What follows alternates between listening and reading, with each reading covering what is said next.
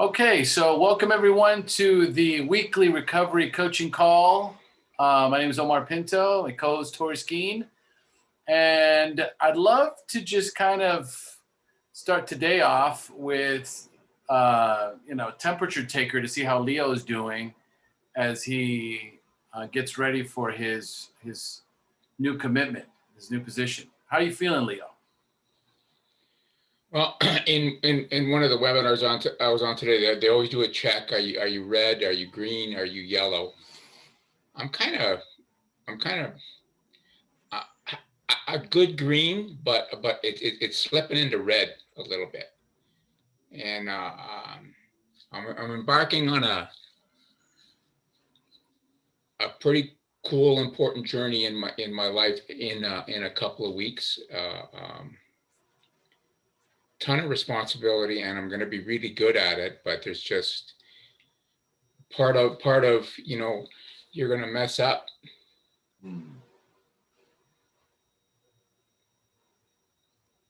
Says is there, and I'm going to miss a lot of people here.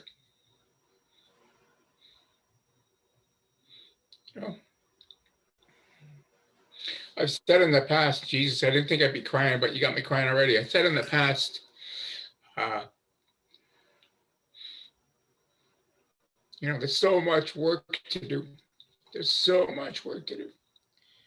And I'm going to be doing that work with people that need it the most.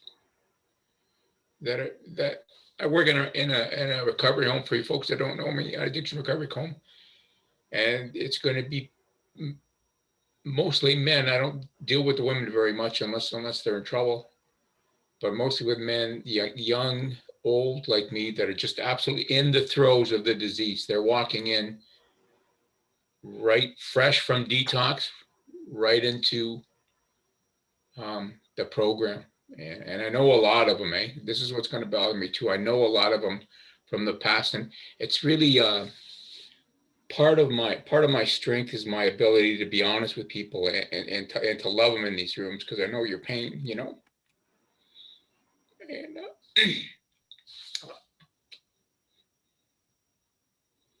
even here, I'm close to people here, and I'm going to miss you. And I don't want to get close to those people because they OD and they die. And I know it's not my fault. You ain't going to keep me sober. I can't keep you sober. I know all that. Still, it hurts though. I just want you get this close. And that's it. But that stops me from being an effective, not just a good coach, an effective, recovery person. It stops me. And I have that. And not just that, I've got the doubt. You're a piece of shit. You're useless. What are you doing for it? You're swinging way over your head. You're just going to fail. That had been really quiet for a long time, but it's starting to pop up a little bit. And I got an appointment with my therapist tomorrow, thank God. Because, I'm thinking to myself, holy crow, you people are counting on me to help you stay sober. What the hell is that? What's wrong with you, So that's it. That's it, Omar. You got me crying my eyes. That's it. That's what I got for you, sir. Thank goodness I asked. Okay, Tori, we got to get Leo ready for this. We got to get Leo ready. Okay. So Leo,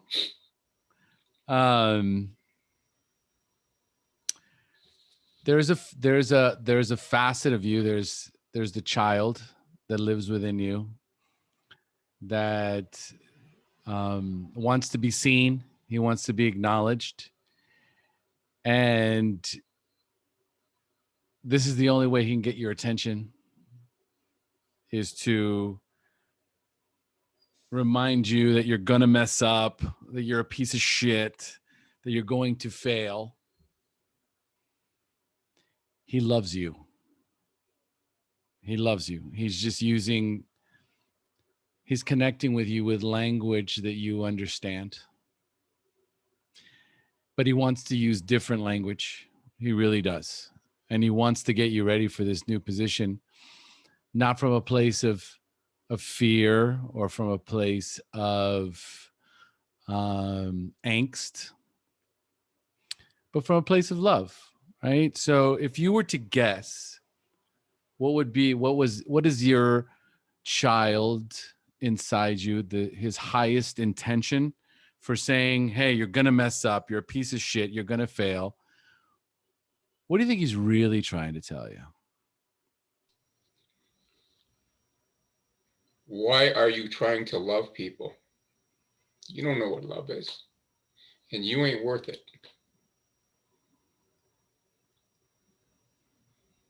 Okay. All right, let's go a little deeper. What else could he be saying?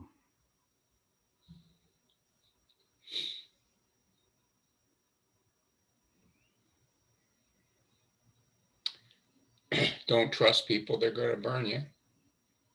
You don't need anybody else. Mm-hmm. You never have. Mm-hmm. You know, whenever you've gotten near anybody, it hasn't turned out good for you. But that's the opposite. See, that's the child in me. The addict in me knows that I need this. Mm-hmm. The addict in me knows that I need others in my life. I have to allow people around me. I have to trust. I have to. If I can cry for you, I can cry for me. The addict knows all this. So it's almost like the addict is battling the child, and right now the child's got some power, and I don't know if this is his last play before this starts or whatever. I don't know. Very good. Very good. Very good. I want to use this one. I love this one. Don't trust people. They're going to burn you. What's he trying to do? Protect me. Yeah.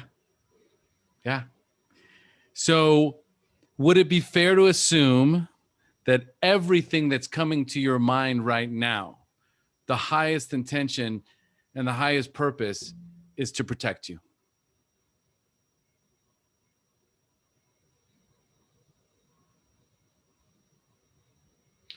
From him, yes. From me, do I got more than one child inside me, maybe? Here's what you have inside of you, and you don't have an addict inside you. What you have is a mother, a father, and a child. Okay. We're going to use those three archetypes. Okay. Because what's inside of all of us is this innate connection of a power greater than us. And the easiest way to represent that is through mother, father, and the child. Okay. So it's not the addict that knows you need this, right? It's probably the mother. So it's probably your mom that's like, hey, Leo, this is just what you need. This is what feeds your soul, helping others, caring for others. This is what feeds your soul. Ooh. And the child. Ooh, I'm going to jump in for a minute there. That relationship has never been good. No. This is not your physical mother. Oh, okay. This is, and Leo, you and I have been working together for a long time now. Okay. So I need you to try and let go of all of the things that have happened to you in this physical realm and connect with your spirituality, connect with your higher power. Okay. Because what's happening right now is as you move into this new opportunity, your higher self is trying to protect you. Here's what it wants to say. Hey, Leo, I know you're nervous. I know this is new. I know that we're going to be okay. That's what it wants to tell you. But what's coming out is, hey, what do you think you're doing? Who do you think you are? Okay. You're going to get burned. You're going to mess up. It's using language that you can connect with. And what my intention is to try and connect with new language. I want to see if somewhere in there's a little voice that's too low for you to hear. I'm trying to put a little speakerphone on it, right? And see if you can connect with the protector that lives inside of you. So there's this protector What's this protector really trying to communicate to you right now?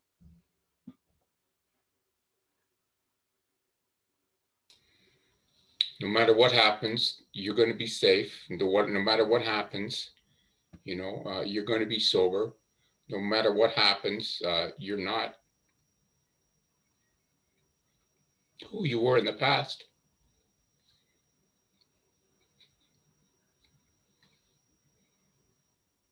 I like that one a lot, Leo. I like that one a lot. No matter what happens, you're no longer that person. That person died, Leo. And I don't think you've effectively grieved for that part of you that's died. And right now, it's the new version of Leo that's really trying to make his presence in the world. And there's so much. Be careful, be careful, be careful, be careful, be careful, be careful, be careful, be careful, be careful. And so here, we got a new voice. No matter what happens, you're going to stay sober. No matter what happens, I still love you. No matter what, it's going to be okay. No matter what, you're going to figure it out. No matter what, you can always call Omar. No matter what, you can always join the group and show up and call Tori or Travis.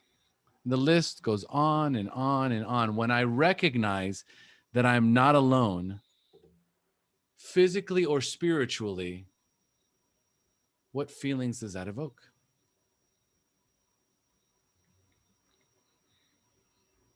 Love, trust, everything positive. There we go. Love and trust. And let's throw some faith in there. All right. Absolutely.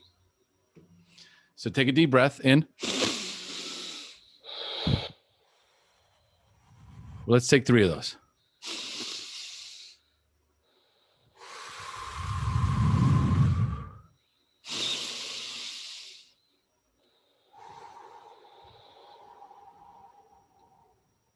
Okay.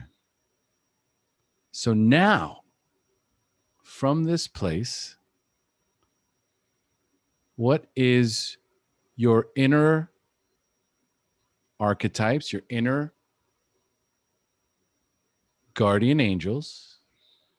What are they telling you now?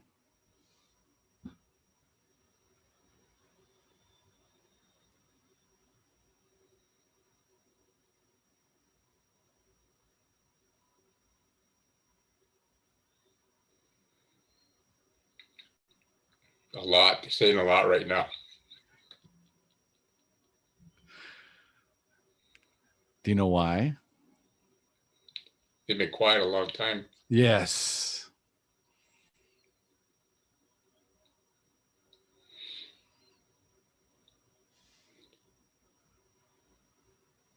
Give me a couple. What are they saying?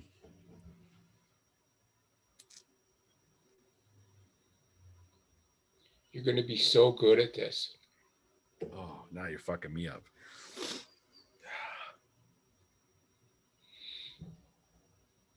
And you're not losing everybody here. They're still there. You won't see them so much, but they're all still there. And I'm going to be all right.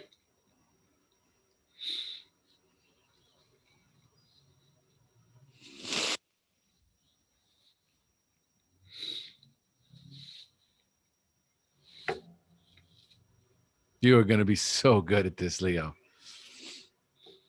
You are so good at this, Leo. You are going to be just fine. I'm so proud of you. Love you all, man. Thank you, Omar. Thanks, everybody. I love you all. You're all going to be with me in my heart no matter what. I don't care what you say. All right. Leo's ready. All right. Good Lord. Who was the one that said Omar doesn't cry anymore? Was there somebody that said that? It was in another group. Man, they don't make enough of these calls. can feel Leo from over here, like literally, like beaming. I can feel his heart over here. Thank you, Leo. And you're ready. You're ready. You're 100% ready. Okay. All right. All right. I'm trying to compose myself, so I need some people to chime in and give Leo some support, please.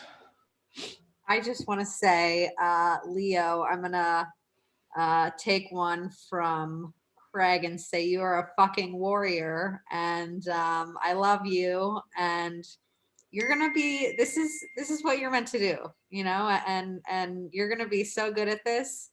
And you know, I'm just a phone call away, text away. I better, you know, I know you're not gonna be watching Dr. Phil much probably anymore, but when you do, you're. Leo always texts me and says, "You got to watch Dr. Phil today. This is who's on here." But I love you, and I can't wait to hear how everything goes. So, Thank you, Tori. All right, who's next?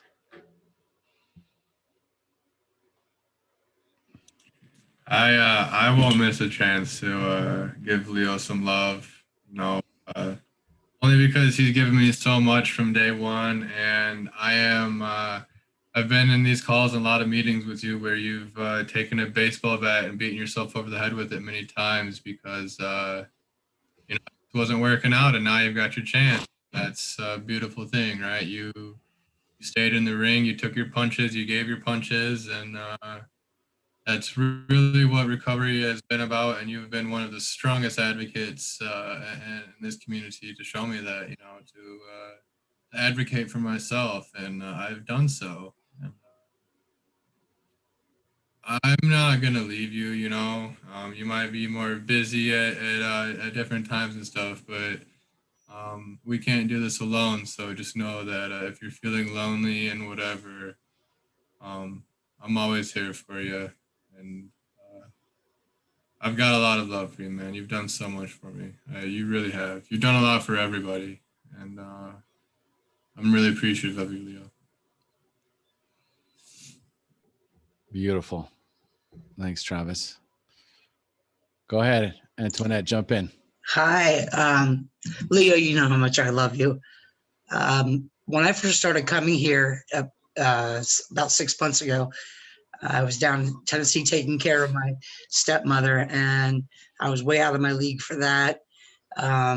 Every recovery thing that I tried different programs for years and years, and it was horrible. And I didn't want to come to online meeting, but I didn't have any other support down there. So I jumped onto the roundtable discussion, Leo, and you were there, and you took a specific interest in me, and you encouraged me to come to a meeting that night. And you even said, Antoinette, come closer, a little closer. I really need you to hear this. And I was blown away. And that's what brought me back that night to the meeting. And I've also been coming back, ever since. Leo, the difference between relentless and rigorous honesty. The one time you were going on about something, and you typed it, then when you were done, you were typing in breathe. I didn't mean to trigger you, but you did, but you didn't. But it was just amazing, and your ability to reach out and connect is a lot stronger than you give yourself credit for. I mean, you just ooze compassion and love, and I know you are going to be so fantastic at this. And even though I won't be seeing you as much, I think about you every day. I thank God for you every day. You're a rock, Leo. You're amazing, and makes me wish I was an older man just getting out of rehab, because I would get the opportunity to work with you. But anyway, I digress. I love you, Leah. You're going to be so amazing. You already are so amazing. Just be you. Let it ooze, let it go. Love you. Beautiful share, Antoinette. Beautiful share. Who else?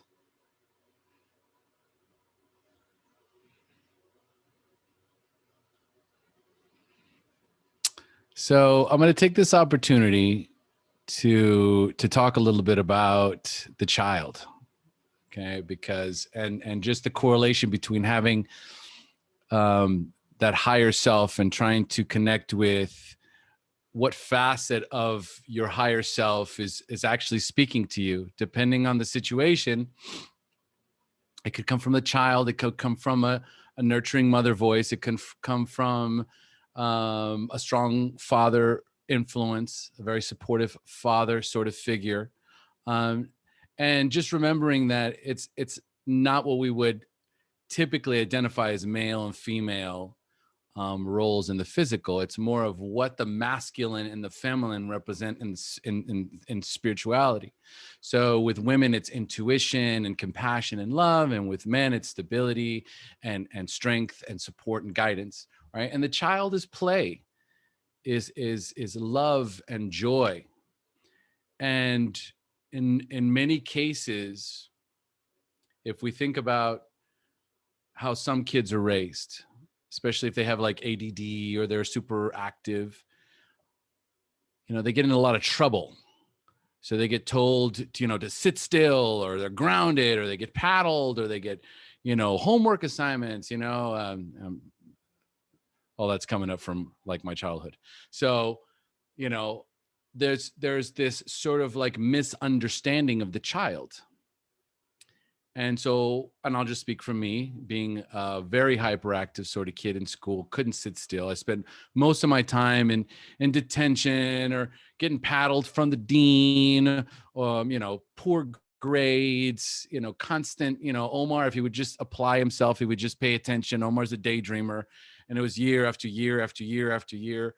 So there was a part of, not understanding me or what was going on with me, I just kind of categorized myself as a dummy, as somebody who's not going to be very successful in life, who's going to just have to, do something, become a plumber or, fix cars or become a gardener. My as the years went on, my self-esteem would go lower.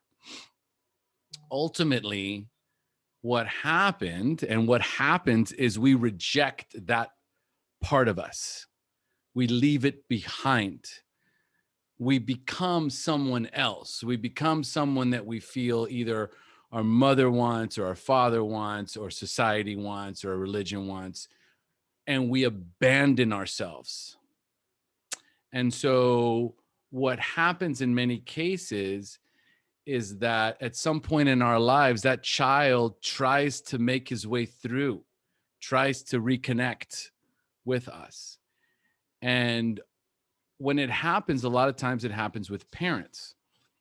Because once you have your own children, especially when you've had a tough childhood, you will overcompensate by giving them so much love and so much attention and so much acknowledgement. It's almost like with Leo with his clients, when they talk about Leo, he has so much love and compassion and tenderness and understanding. But when it comes to Leo, there is none of that. So there is at some point this recognition that deep down inside, there's this little version, there's this child version of us that watches how you treat other people. It watches how you treat your children. And in there, it's saying, why is it that you can be so loving and compassionate and nurturing with your daughter or with your son or with your clients? And why aren't you being that way with me? And that is part of the reparenting process that I invite each and everyone who's listening, that if you've got that negative dialogue in your head, it's you still rejecting and being overcritical of that child. Why would you do that? What's wrong with you? You're going to fail. Why did you do that? Why did you drop that? And in many cases, I'll ask people that I coach, I say, would you ever say that to your own child? And they're like, never. So why would you speak that way to yourself? And it was you abandoning you a long time ago because that kid, that child was getting into trouble and causing problems, and he wasn't smart enough, and he wasn't good enough, and he wasn't strong enough.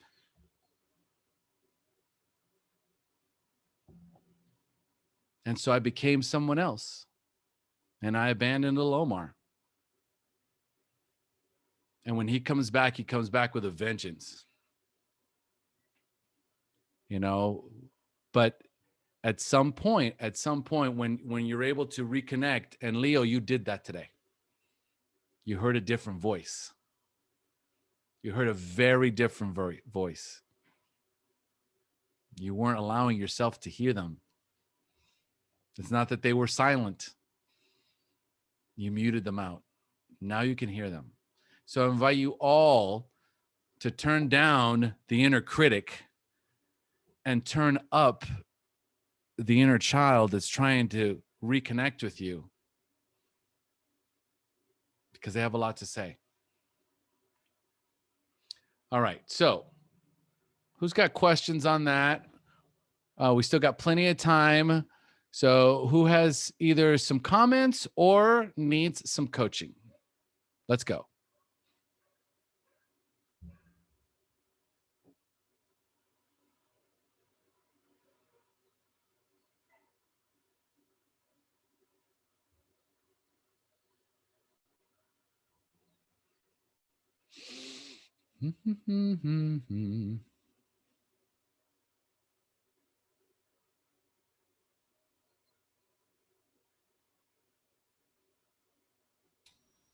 I think I scared everybody.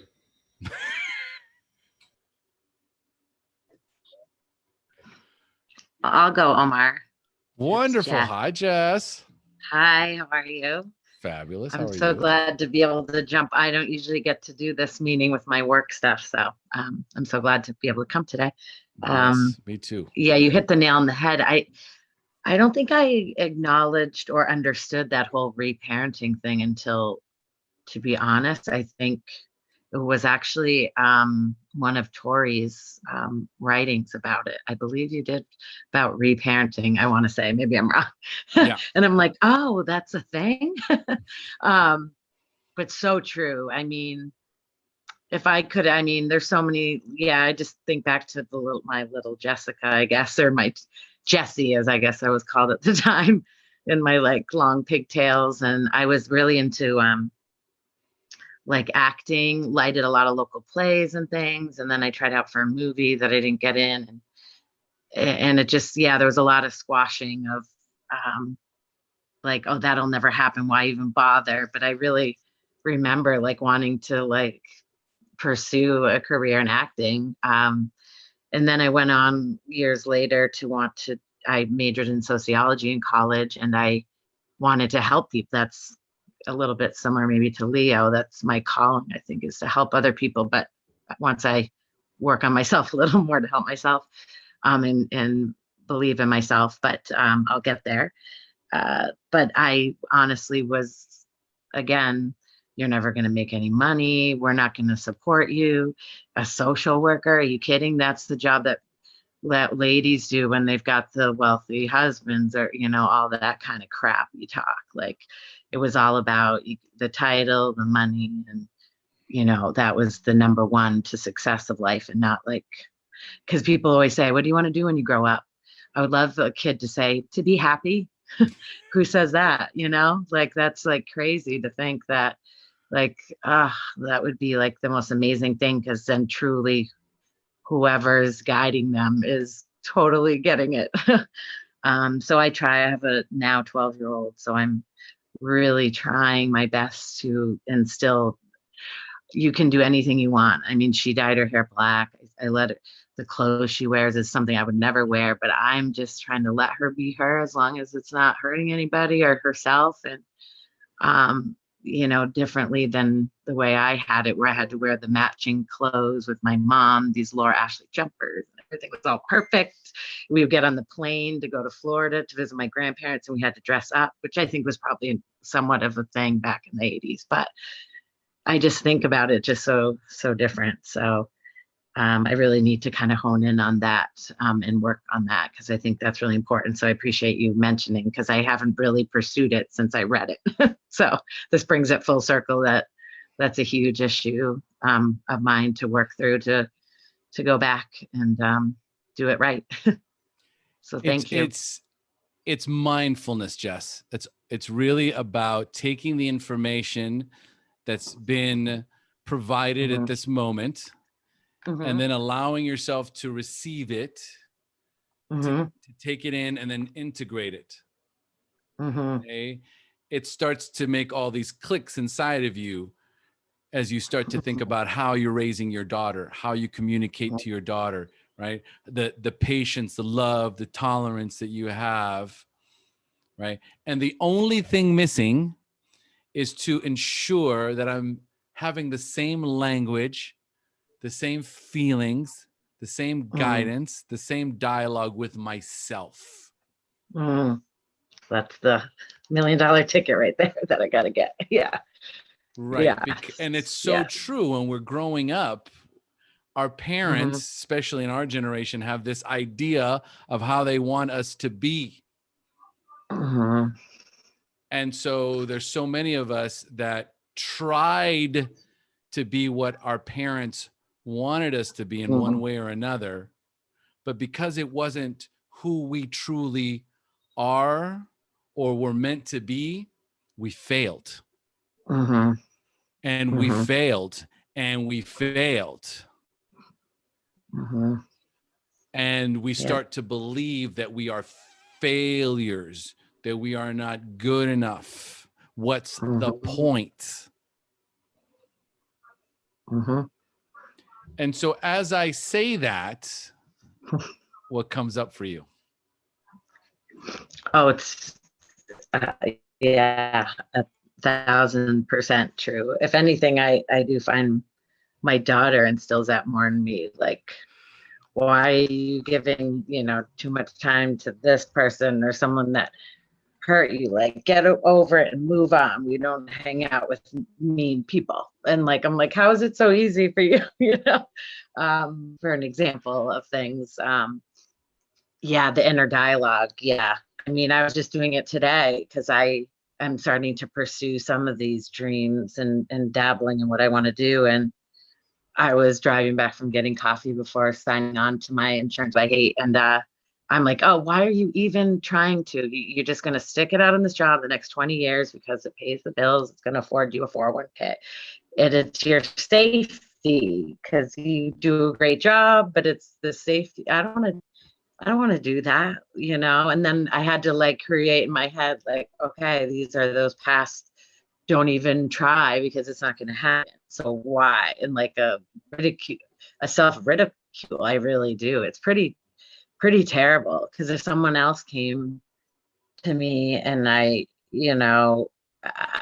God, yeah. So I've had some people, I have a recovery coach group I'm in, and they've been pushing me more. Like, they believe in me more than I do still a little bit with some of this alternative career shopping around kind of thing.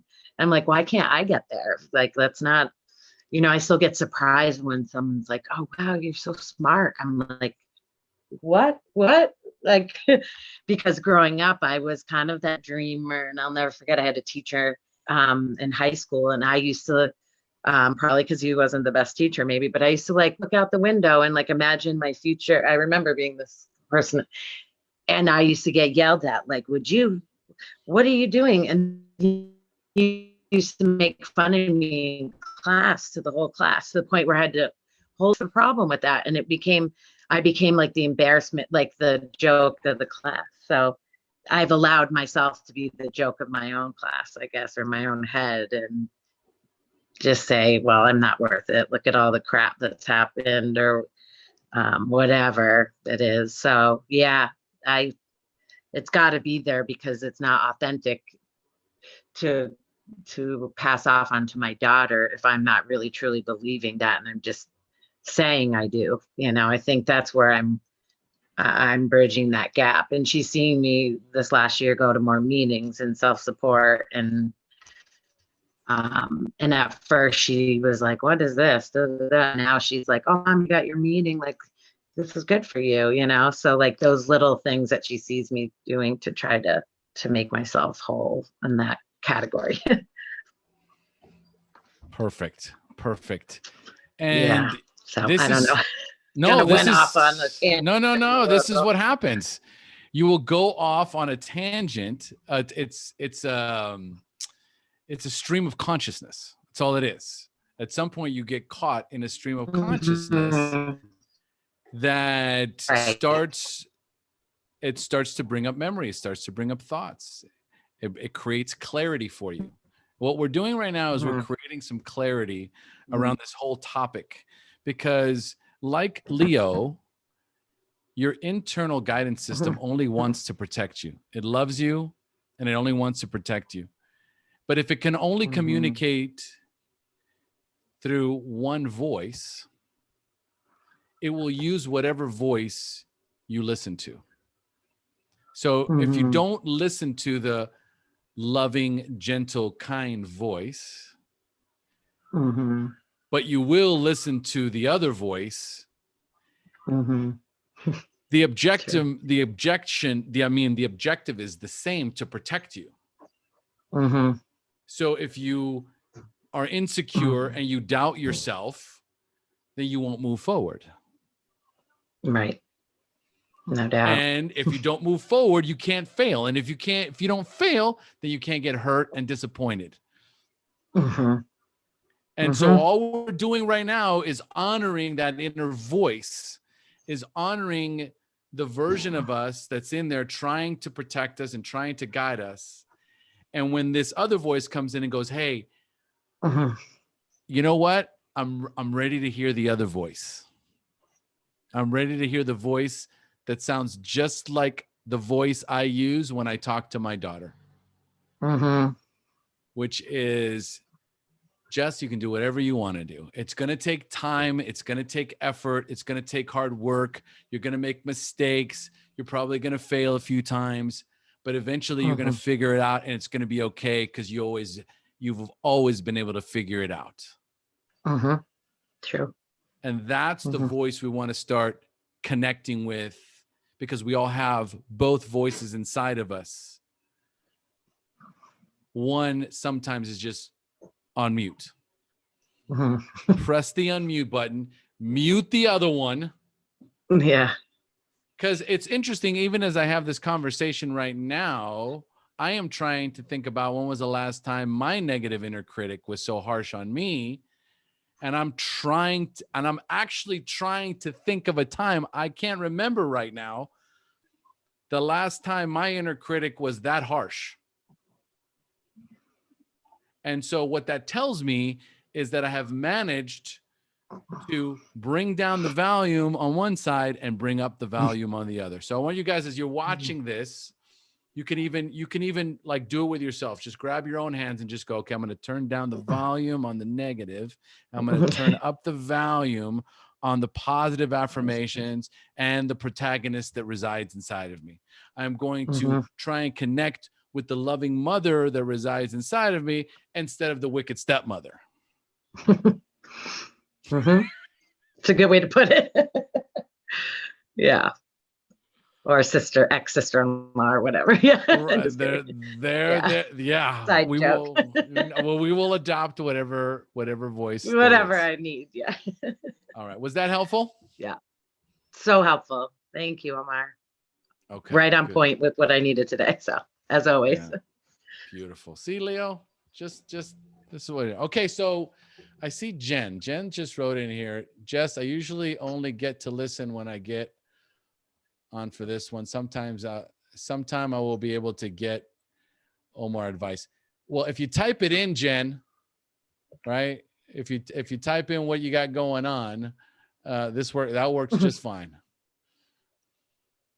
I'll let Jen come in, or you could just unmute. Right. All right. So while we wait for Jen or anyone else, does anyone else want to jump in? Hey guys, I'm gonna go ahead and jump in. I closed my office door for a moment. Hopefully no phones ring or anything. I guess, Omar, I'm just struggling. I'm 9 months, just over 9 months sober. I recently put in for a new position for working with probation and parole, trying to get out of case management at the pre-release right now. And I mean, I put in for probation and parole over the last 16 years, at least a dozen times. Wow. I've gotten in interviews almost every single time. One time I was third person in line. I would have picked for it. I would have gotten it. Two people ahead of me weren't before me. I actually, almost 2 years ago, was offered a probation and parole position in another town, but I turned it down for my husband. I have a phone interview for a probation and parole position again in the town I live in. I found out today that 3 of my coworkers also happen to be interviewing for this same exact position. And anybody who knows corrections, it's, and no offense to the guys here, I love you all, but it's a guy's field. Being a female, trying to do this job is a pain in the ass. And I'm just struggling with it. I'm like, I told my coworkers today, I don't know why the fuck I'm even going to do this interview. I'm not going to get anywhere. I'm just, I went to school and got my master's degree to do what I'm doing. I don't need a master's degree to do it. But I'm struggling. I'm like going, what to do? Because I'm ready to say fuck it for this interview, because I know that the 3 guys that are interviewing with me are more well liked by the probation and parole system than I am, because of how they're treated around the center by my bosses and stuff. I'm the bottom of the barrel because, and as I said, guys, no offense, I have boobs and another body part. I don't have a penis. I get treated differently in the field. I'm sorry. I'm not trying to be crude. No. You're fine. You're fine. Go ahead. But I'm just struggling with it today. I really am after hearing this. I'm like going, what am I going to do? I told my husband recently, I'm ready to give up on the corrections field. I'm tired of being in the bottom of the barrel. I'm tired of looking like I'm not going to get any farther ahead. I've been at my current job for 5 years. I've worked for these guys for a total of 7 years in another position. And I put in for 2 different bosses positions, and neither one did I even, I interviewed for one, but didn't even get considered for the other one. And it's a struggle. I'm like, I'm tired of this. I'm ready to not feel like I have the weight of the world on my shoulders anymore. But yeah, that's just what I'm dealing with over here. Just, I guess, pity partying on myself. No, this is again, this is a stream of consciousness. So keep going until you run out. And I don't know. I said, and some days I do. I just want to quit what I do and just go flip burgers. Quit taking on everybody else's issues and problems, because hell, I got enough of them myself. Okay. And yeah, that's what it is. It's just a constant mind rotation over here today. Yep. Yeah. I'm cool with everything. Question. Curious. Why would you want to walk away from everything and flip burgers? I don't know. That was just a thought process I get once in a while, because I guess I look around and I'm salaried, but averaging it out, I make about $19 an hour if I'm lucky. And and I don't know about where you guys live, but here, most of our burger flippers are starting out $11, $12 an hour. I can go to Hobby Lobby, if I was to get hired full time, make $15, $16 an hour. I'm like, these guys are making with no, and if anybody doesn't have a degree, please don't take this wrong. I'm making just barely above what people with no degree make. And I've put 8 years into my education as a single parent, working my ass off full time, going to school full time. And there's people with no education making just a few bucks less an hour than I make. And I have to, keep insurance on 5 kids and myself. And and trying to buy a house and pay off our debt and have $100,000 in student loans that keeps getting higher by the day with the interest. Because I don't make enough to pay on the student loans. that I got to get where I'm at right now. And it's like, is it worth it anymore? No, I'm not suicidal by saying that. But that's how I feel sometimes. Like, is it worth it to do this life every day and continue doing what I'm doing? I don't even want to get out of bed most mornings. I'm not getting out of bed till 7:15, and I got to leave my house between 7:30 and 7:45 to get to work. And then I sit at my desk, and it's a struggle to do my job. And it just comes because these people keep relapsing. And I know relapse is part of our issues, it's part of our addiction, and it's who we are. And I'm just trying to find ways every day to reach them and help them, and then do the same thing when I get home with my own girls, raising two of my own and two stepdaughters that are all hitting teen years, trying to help them navigate our life. And I just don't know what to do anymore. Okay. All right. This is good. I got enough. All right. So Jen, tell me right now, if you could try to identify as many of the feelings as you can that you feel right now in this moment. Anger, depression, tiredness, anxiety, the fuck it's.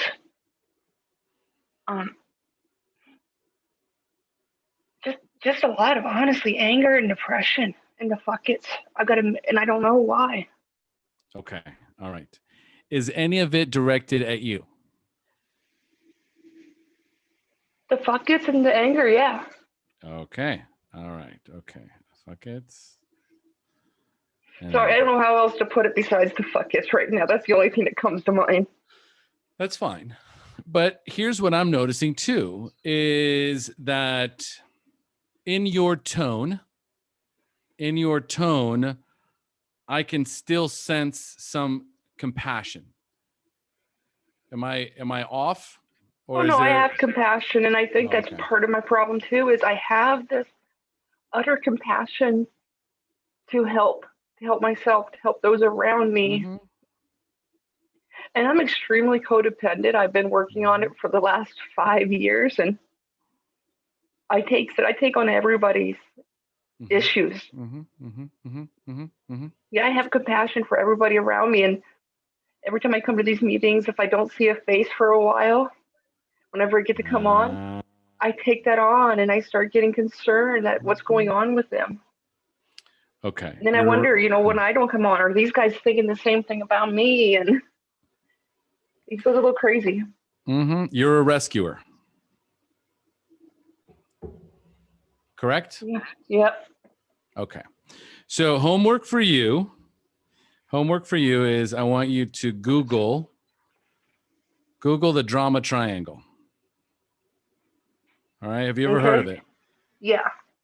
Okay, great. Okay, so are you familiar with it? Yep, I've heard it on here on the Zoom meeting before. I want you to go into YouTube, go into Google, do a little of searching on the drama triangle. You're a classic rescuer. Okay. In the drama triangle, there's 3 positions. There is the aggressor, the victim, and the rescuer. Do you fit any of the other roles? I'm not really completely sure on it, but probably the victim a little bit also. I wasn't going to say it. I'm glad you did. Yeah. So victim rescuer. Mm-hmm. All right. So do a little bit of studying there, but here's what happens. If I have a propensity to be a victim or rescuer, then for me to fulfill my purpose in life, I am going to need people to rescue and people to rescue me. Which is probably why you went into law enforcement in the first place. To save people. Yep, pretty much. Okay, which is great. Okay. Great from a from the heart perspective, from a place of love. But the drama triangle is a dysfunctional, codependent relationship with the world. Okay, so now what I want to do is, and I'm so glad Leo started us off. Okay, so from right now, are you feeling a little calmer? Yeah, a little calmer after getting that off my chest. Okay, good. So now that we're a little bit calmer, let's see if we can connect with your inner guidance system. Let's see if we can connect with your inner parent. Okay, so I want you to just kind of focus on what's happening, focus on everything that you've just said to me, right? And let's try and connect with your inner parent and let me address the inner parent. So, and you tell me the first thought that comes up. What do they say? Okay, so inner parent for Jen, I'm curious, what suggestion or suggestions do you have for her?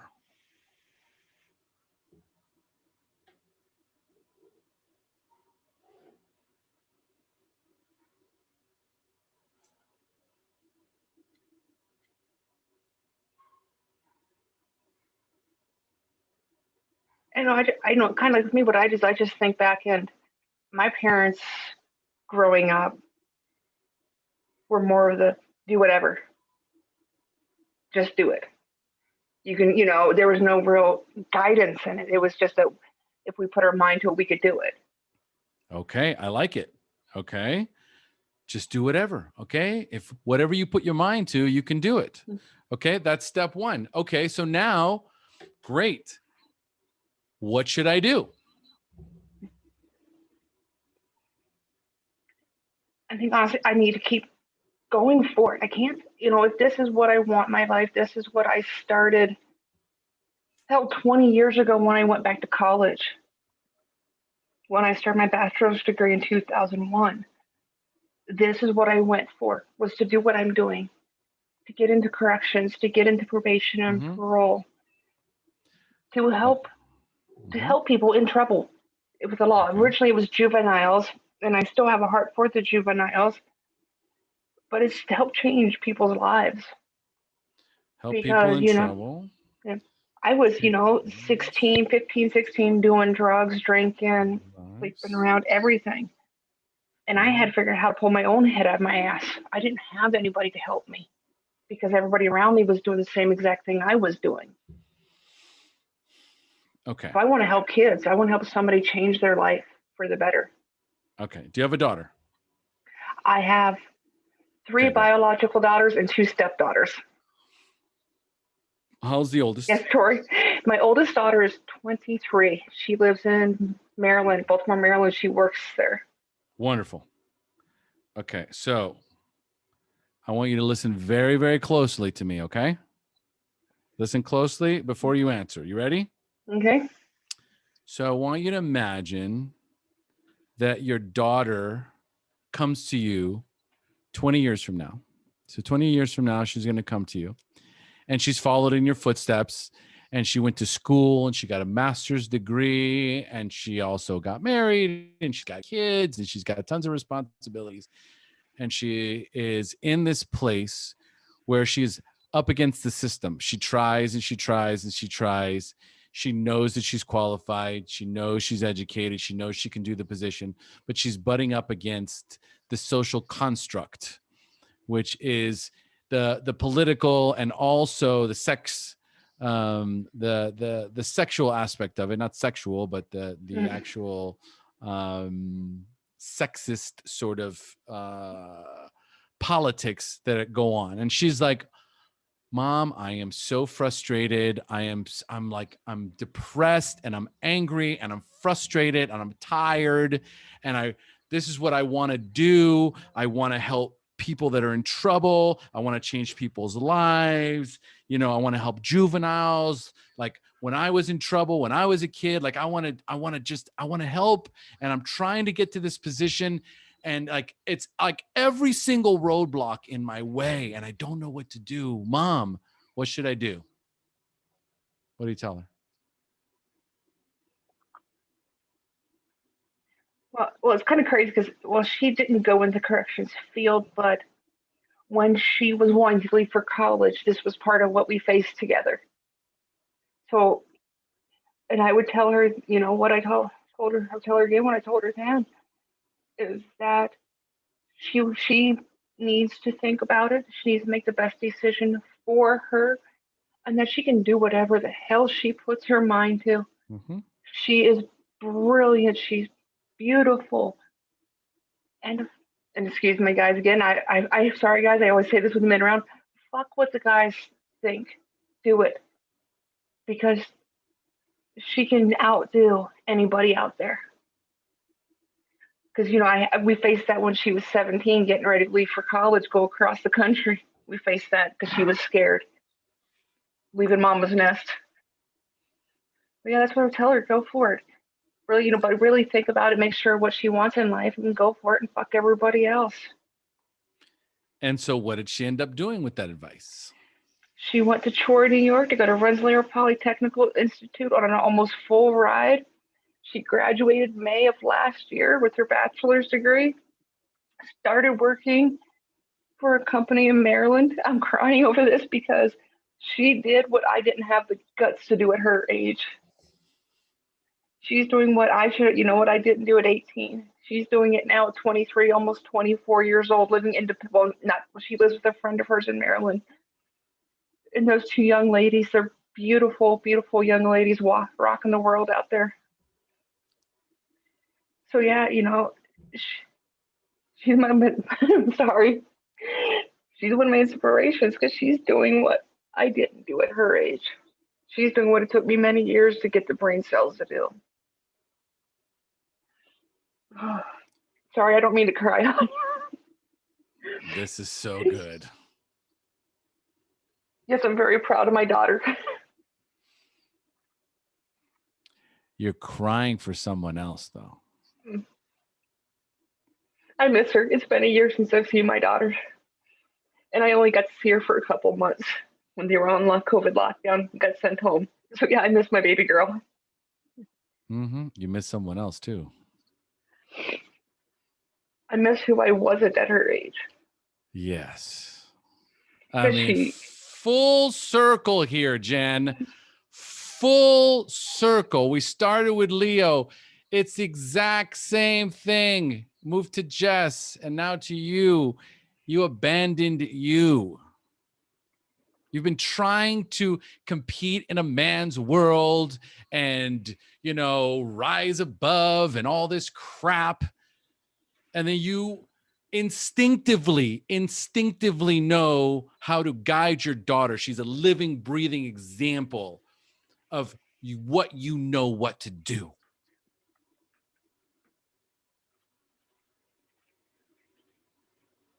What you're chasing is not for you, or you would already have it. That's how the universe works.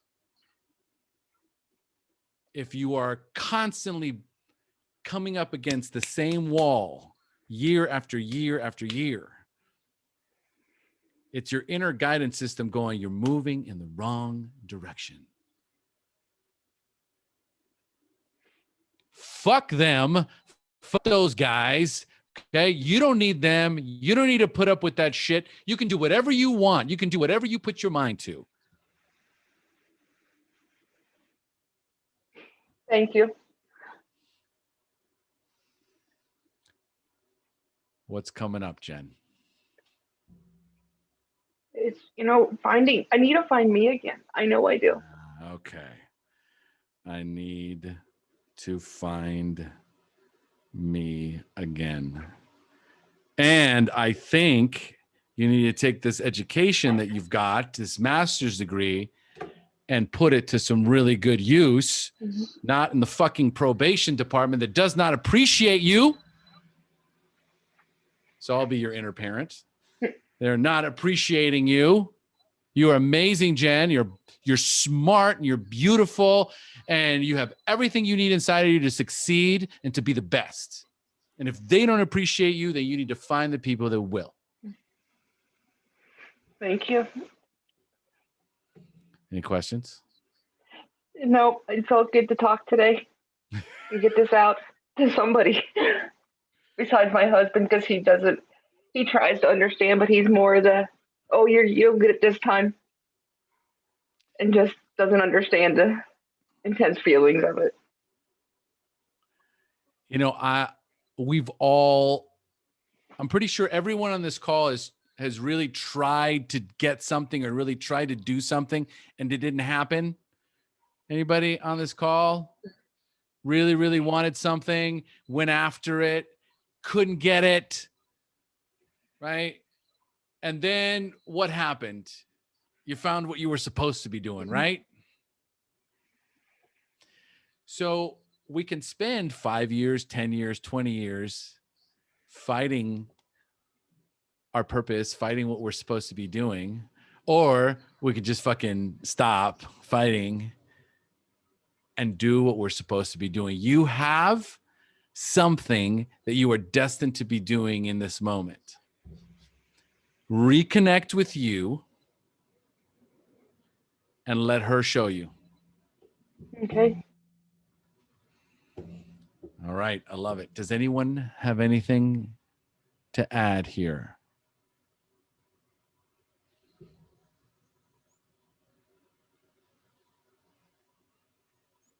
I think we're good. And we're at the top of the hour. Jen, thank you for being brave. I pushed Thank you a you, little Omar. bit here. Yeah. I needed it today. I really did. I needed it. Well, I could feel it. I could feel it. And I you know, I get a sense of what needs to be said. Go ahead, Tori. No, well, never mind. There was a person that I thought they had their hand up, but Jen, you are all, I love you. And you're a fucking warrior as well. And time to like relearn about yourself. So Thank you, Tori. Yes. Sometimes you just need someone to go, come on, Jen. Come on. Snap out of it. You got it all in you. Right? This is why I ask about your daughter. Because I know you know exactly how to guide her, and she is doing exactly what she should be doing. But that's because she has such a great mom. Yep, she set out many years ago to do what she's doing, and she works in chemical engineering, and she starting to make drugs to help people with like cancer patients and everything else. Something I have no clue about, and she's doing it. Congratulations. Well Thank done. you. All right, everyone. Lots of love out here. Jen, Leo, Jess, thank you so much today for participating. All right, this has been a spectacular session. All right, see you guys next week.